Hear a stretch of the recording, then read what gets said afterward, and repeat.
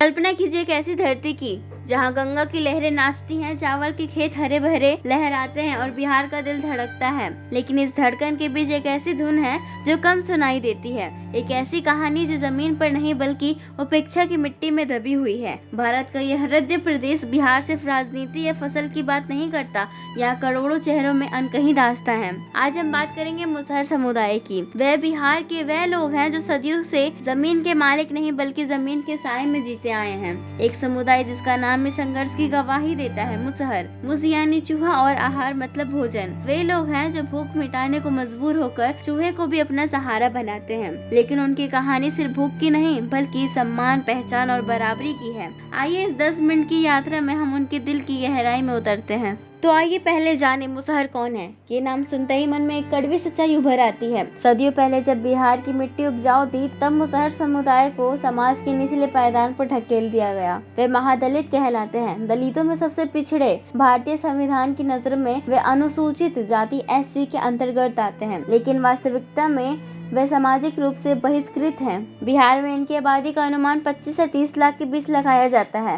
वे राज्य के लगभग हर जिले में बिखरे हैं, लेकिन खास तौर पर मगध क्षेत्र जैसे गया, नवादा, जहानाबाद और उत्तरी बिहार के निचले इलाकों जैसे सीतामढ़ी, मधुबनी और दरभंगा में। पूर्वी उत्तर प्रदेश के कुछ हिस्सों में भी उनकी मौजूदगी है, लेकिन संख्या से ज्यादा उनकी कहानी उत्पत्ति की है। विद्वान और समाज शास्त्री बताते हैं कि मुसहर भूमिहीन खानाबदोश जनजातियों से निकले हैं। वे बाहरी नहीं आए, नहीं वे बिहार की ही मिट्टी के बेटे हैं। ब्रिटिश काल में उन्हें बॉन्डेड लेबर, बंधुआ मजदूर बनाया गया। खेतों में मालिकों के लिए वे सस्ता श्रम थे, लेकिन बदले में मिला कुछ नहीं, न जमीन न सम्मान। आजादी के 75 साल बाद भी जमीन के मालिक नहीं बने। एक अध्ययन के मुताबिक मुसहर परिवारों में 90% से ज्यादा भूमिहीन है। कल्पना कीजिए एक बच्चे को जो सुबह उठकर खेत में काम करने जाता है, लेकिन शाम को लौटते वक्त उसके हाथों में सिर्फ थकान होती है, ना कि किताब। मुसहरों की साक्षरता दर बिहार में सबसे कम है, केवल 7 से 10% के आसपास। यह आंकड़ा सिर्फ संख्या की नहीं बल्कि पीढ़ियों का दर्द है। वे चूहे पकड़ते हैं क्योंकि खेतों में अनाज चुराने का इल्जाम लगाया जाता है, लेकिन आज ये मजबूरी है उनकी। एक मुसहर बुजुर्ग की जुबानी, हमारा नाम ही हमारी सजा है, लेकिन हम चूहे नहीं खाते, हम जीते हैं सिर्फ जीने के लिए। ये समुदाय हमें सिखाता है कि इतिहास सिर्फ राजाओं की कहानी नहीं बल्कि इन बहिष्कृतों की चुप्पी भी है। अब आइए उनके रोजमर्रा के जीवन में झांके। मुसहरों का संसार अशिक्षितता पर टिका है। सुबह का सूरज उगता है तो वो खेतों की ओर जाते हैं कृषि मजदूर बनकर, लेकिन मजदूरी वह तय नहीं, कभी 200 रुपए दिन के, कभी कुछ नहीं। बिना किसी सामाजिक सुरक्षा, बिना बीमा वे दिन रात मेहनत करते हैं। एक रिपोर्ट के अनुसार मुसहर परिवारों में 80% से ज्यादा दिहाड़ी पर निर्भर है। उनकी आजीविका भूमि की है, लेकिन कठोर। चूहा पकड़ना अब भी कुछ परिवारों का सहारा है। खासकर फसल कटाई के बाद वे जाल बिछाते हैं, रात भर जागते हैं, लेकिन ये शिकार नहीं, भूख का इलाज है। इसके अलावा सुअर पालना, टोकरी बनाना और कभी कभी मछली पकड़ना, लेकिन कुपोषण उनका पीछा नहीं छोड़ता। बिहार सरकार के एक सर्वे में पाया गया कि मुसहर बच्चों में 60% से ज्यादा कुपोषित हैं। वे सड़ी गली सब्जियां या जंगली फसल खाते हैं क्योंकि बाजार की चीजें उनके बस की नहीं है। आवास उनका ये है, वे कच्ची झोपड़ी बनाते हैं मिट्टी और भूसों से। नदी किनारे के तालों पर बसी ये बस्तियां बाढ़ की पहली शिकार होती है।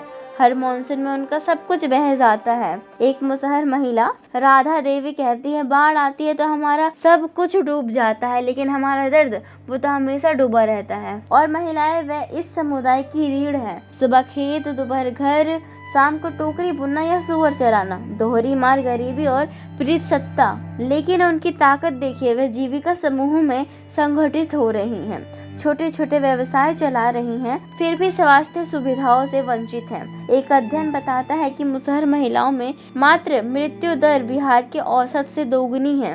ये जीवन का चक्र है, गरीबी से गरीबी, अज्ञान से अज्ञान, लेकिन इनमें एक चिंगारी है, संघर्ष की जिजीविका। वे हार नहीं मानते। कल्पना कीजिए एक मुसहर बच्चे को जो स्कूल की बजाय खेत में काम करता है, लेकिन रात को चांदनी में पढ़ने की कोशिश करता है।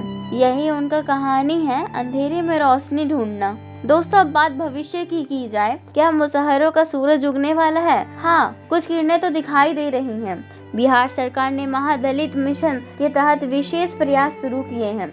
2007 में गठित यह मशीन मुसहरों का आवास योजना, इंदिरा आवास, मुफ्त राशन, PDS और छात्रवृत्ति दे रहा है।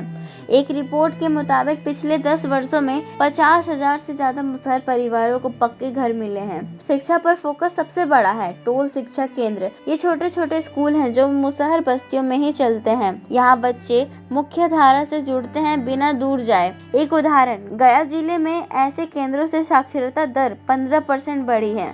फिर जीविका प्रोजेक्ट महिला स्वयं सहायता समूह SHGS, मुसहर महिलाएं अब टोकरी बुनाई को ब्रांड बना रही हैं, सुअर पालन को व्यवसाय। इससे आर्थिक सशक्तिकरण हो रहा है। कई परिवार मजदूरी के चक्र से बाहर निकले, लेकिन चुनौतियां बाकी हैं। भ्रष्टाचार, जागरूकता की कमी और जातिगत भेदभाव। एक अध्ययन JSTOR कहता है कि सरकारी योजनाओं का केवल 40% लाभ मुसहरों तक पहुंच पाता है। भविष्य पर शिक्षा और राजनीतिक भागीदारी पर टिका है। जब मुसहर बच्चे कलम थामेंगे, ना कि जाल, तब बदलाव आएगा। और राजनीति, वह अब वोट बैंक नहीं बल्कि नेता बनने की राह पर है। 1930 के दशक में ही उनका जातीय आंदोलन शुरू हो चुका था, वह अब भी जारी है। एक युवा मुसहर रामू पासवान कहते हैं, हम चूहे पकड़ना छोड़ देंगे जब समाज हमारा हाथ थाम लेगा। हाँ, यही संकल्प है। मुसहरों का संघर्ष सिर्फ पेट भरने का नहीं, यह सम्मान और बराबरी का है। बिहार का विकास तब तक अधूरा है जब तक इनके हर बच्चों के हाथों में चूहे पकड़ने के जाल ना हो,